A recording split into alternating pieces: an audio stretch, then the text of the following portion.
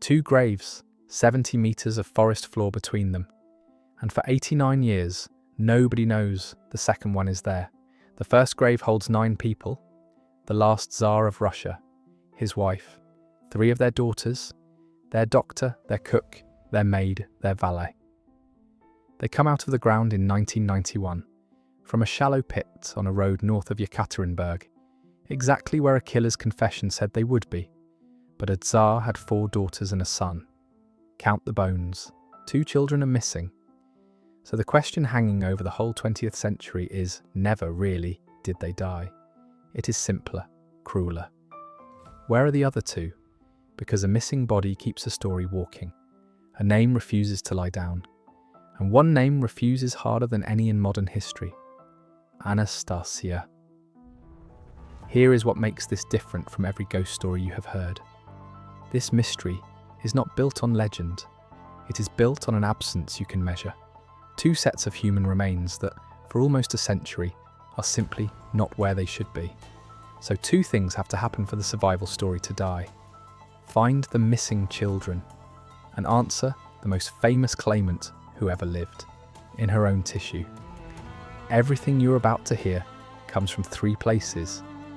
The people in the forest that night, the man who gave the order and then wrote it down, and the laboratories that, decades later, read what is left of the bone. Go back to the night. It is the 17th of July, 1918.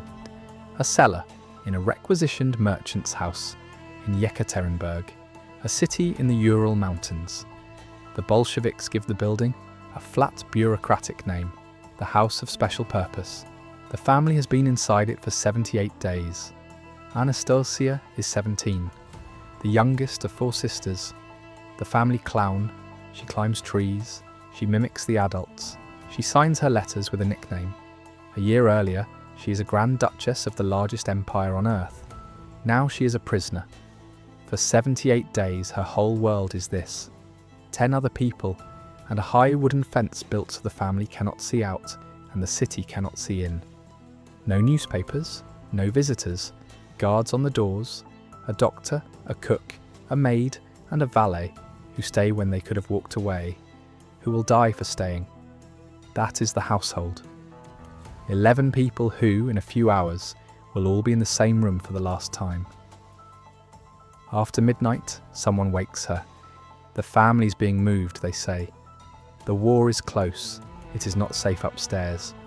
And the reason is plausible. An anti-Bolshevik army really is advancing on the city. Moving the prisoners somewhere safer is exactly what you would expect. It is not a move. They walk down to a half-basement room. 11 of them. Wait here for the photograph, they are told, a picture to prove to the world they are alive and well. Wait for the truck. Someone brings chairs for the Tsarina and the boy. The boy, Alexei, is 13 and too weak to stand for long. They arrange themselves almost like a portrait. Then the doorway fills with men. The commandant reads a sentence out loud. Your relatives are still attacking us, so you are to be shot. The Tsar barely has time to turn. And before the sentence even finishes, the room goes white with gunfire. Here is the first thing that should not be true. The execution is supposed to be quick. It is anything but. And the reason is what the girls are wearing. Through the months of captivity, the daughters have sewn the family's diamonds into their underclothes. Pounds of them, into corsets, into buttons, layered into the cloth against their bodies. A fortune they can carry if they ever run. It becomes armour. The squad opens fire. The bullets hit the girls' chests and bounce. They glance off a hidden wall of gemstones and ricochet around the cellar like hail. Yurovsky, the commandant, describes it himself. The bullets flying back off the bodies. The room fills with smoke and plaster dust, so thick the shooters cannot see what they're firing at. They step out for air, and when they come back, the family is still alive, coughing, moving, breathing impossibly inside their armour of diamonds. So the men close in. What was meant to take seconds takes much longer, and is much worse, and ends at point-blank range with bayonets and final shots. Hold that. It tells you everything about how this family dies. The diamonds meant to buy their escape are the reason their deaths take so long. The wealth that defines them in life makes the end of it unbearable. There is no version where the riches help. But killing 11 people in a night is the easy part. The hard part is the morning after. 11 bodies, a city full of rumours, an enemy army closing in. So what do you do with the evidence? That is Yurovsky's problem now, and we are not guessing at what he does. He writes it down. There is a document, the one historians call the Yurovsky Note, dictated in the early 1920s. Read it, and you are standing next to him in the dark. They load the bodies onto a truck. They drive toward an abandoned mineshaft in the forest, a place called Ganina Yama, to throw them down and forget them. They strip the valuables. They start finding the hidden diamonds. And the plan falls apart. The mineshaft is too shallow. It will not swallow 11 people. The local peasants have already seen the trucks. The site is useless. So in the dark, exhausted, they haul the bodies back out. And they try again. The second plan fails too. The truck sinks into the mud on the Koptyaki road. It is nearly dawn. The men are finished. Yurovsky writes that they no longer want to dig at all. And out of that exhaustion comes the decision that will haunt Russia for the rest of the century. Bury them right here, in the road. They dig a pit. They lay the bodies in. They pour sulfuric acid over the faces. Yurovsky says it plainly. The acid is to disfigure, so that if anyone ever finds them, no one can say that is a Tsar. They cover the pit and lay wooden railway ties across the top so trucks can drive over it. A grave you drive across, and then comes the choice that builds the entire 89-year mystery. He does not bury everyone together. 2 of the bodies, a smaller one and a young woman, go a short distance away, burned over a fire, dropped into a separate pit apart from the other 9. The logic is cold and simple. If the count is ever wrong, if a searcher finds a grave but comes up 2 bodies short of a full imperial family, a Tsar, a Tsarina, 4 daughters, a son, 4 servants, they might decide it is not the Romanovs at all. 11 minus 2 does not add up to a murdered dynasty. It adds up to a question. The gap is deliberate. He engineers the doubt on purpose. He does the arithmetic of suspicion in advance and builds a hole into it. He cannot know that the hole will do the opposite of what he wants. It will not protect the secret.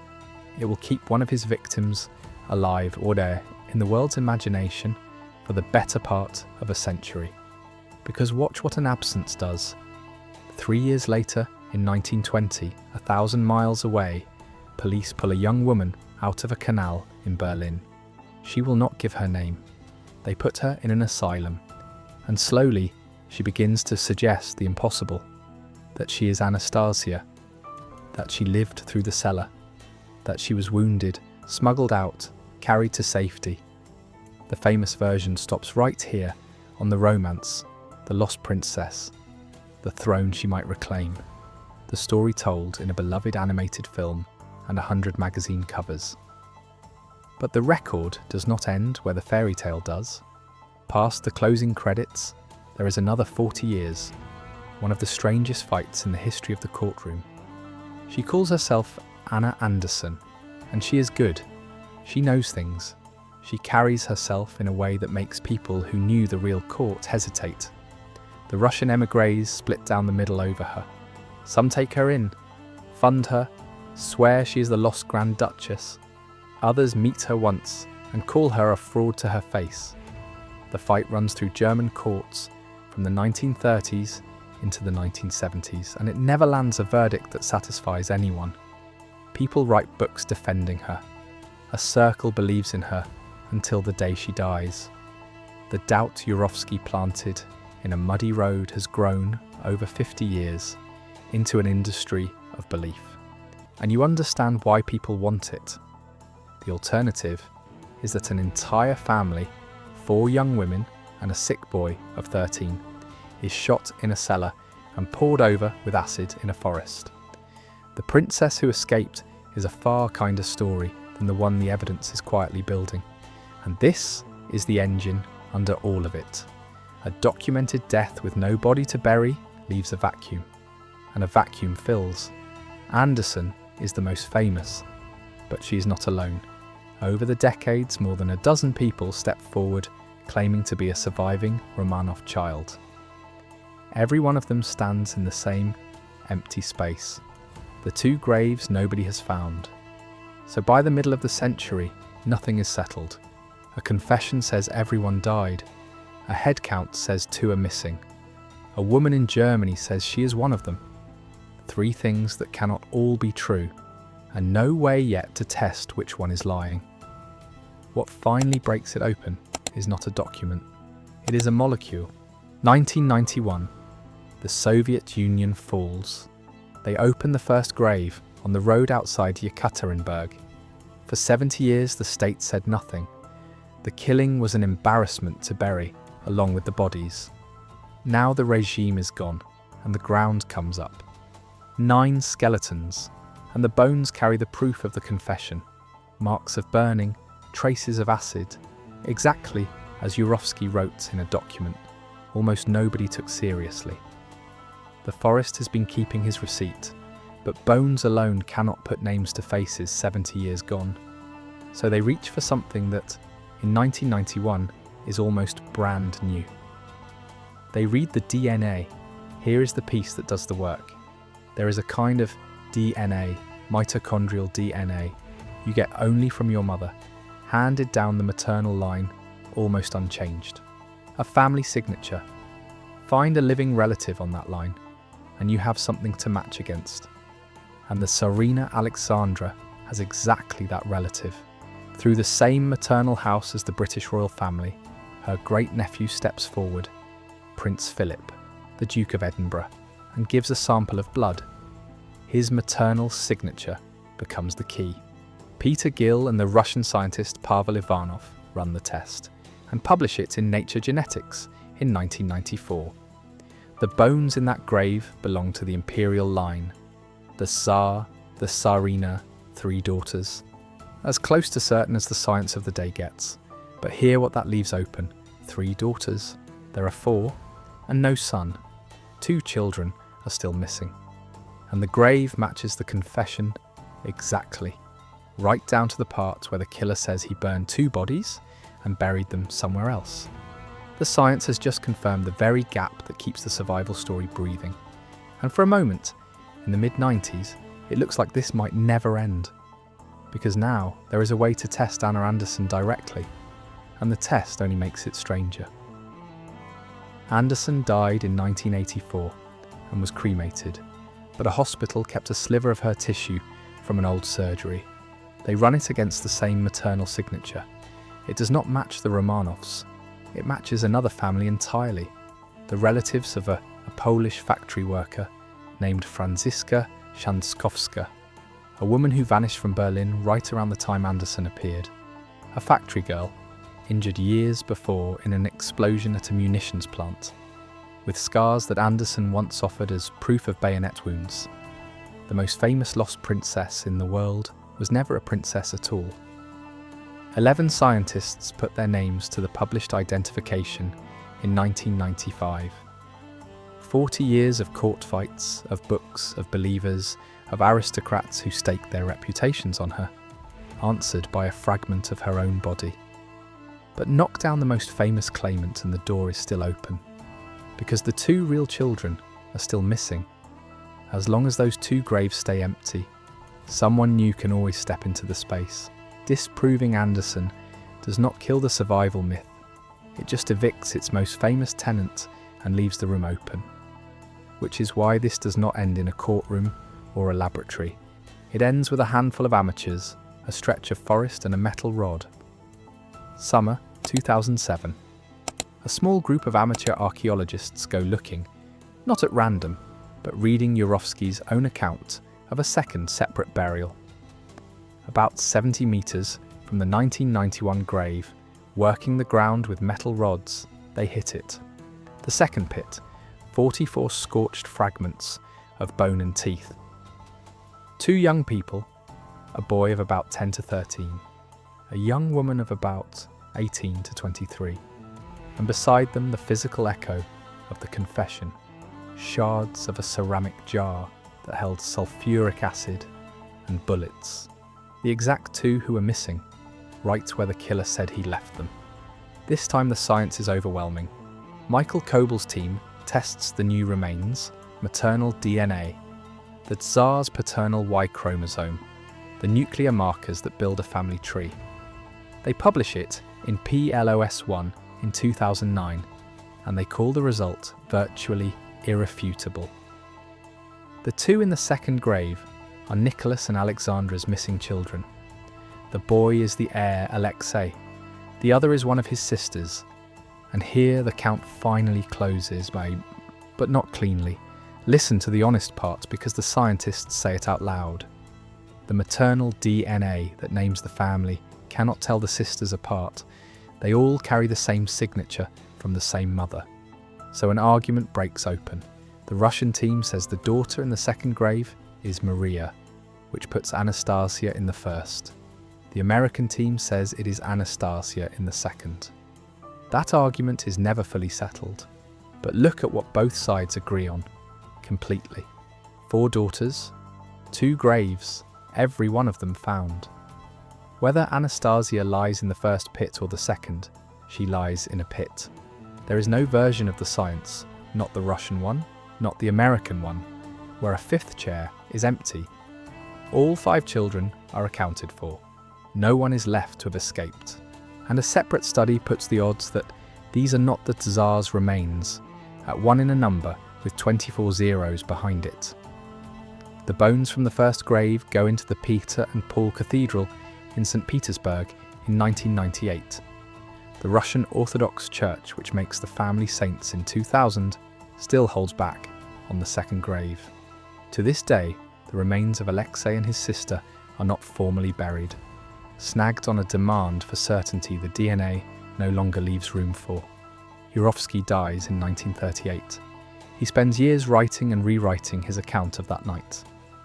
The same account that, decades later, walks searchers straight to the grave he dug to hide. He buries the secrets and writes the map in the same hand. And Anna Anderson, Franziska Shanskowska, lies in neither grave and neither family. 60 years insisting on a name, and a fragment of her own body takes it back. Here is why they teach this case instead of just telling it. The Romanov identification is one of the first times anyone uses these tools together. Maternal DNA, paternal line, nuclear markers, to put names on the historical dead. It sets the template. The method that closes a Tsar's grave is the method that now names the unknown in a mass grave. Returns a soldier to his family generations late, answers who was this person, long after every witness is gone. The science built to end one royal mystery now speaks for the anonymous, for people who never had a fence built around them, never had a fortune sewn into their clothes, but who also went into the ground without a name. The most famous lost child in history makes it possible to find the nameless. So look again at where we started. The collapse. A dynasty rules for 300 years and ends in a cellar in 20 minutes. And almost no one outside that room understands, in the moment, that it is over. The signs are all there. The empire is already hollow before the first shot. And the youngest daughter outlasts the empire. Not her body's in one of those 2 pits the whole time, burned and acid-scarred, a few dozen paces from her family. What outlasts everything is the gap, the space where she is not. A grave that comes up 2 bodies short. The killer leaves 2 of his victims out of the count to protect a secret, and instead he keeps a dead girl walking through the whole 20th century, wearing every face that wants to be hers. She does not survive the cellar. She survives the silence it left behind. Anastasia did not escape the grave. She escaped the counting for 89 years.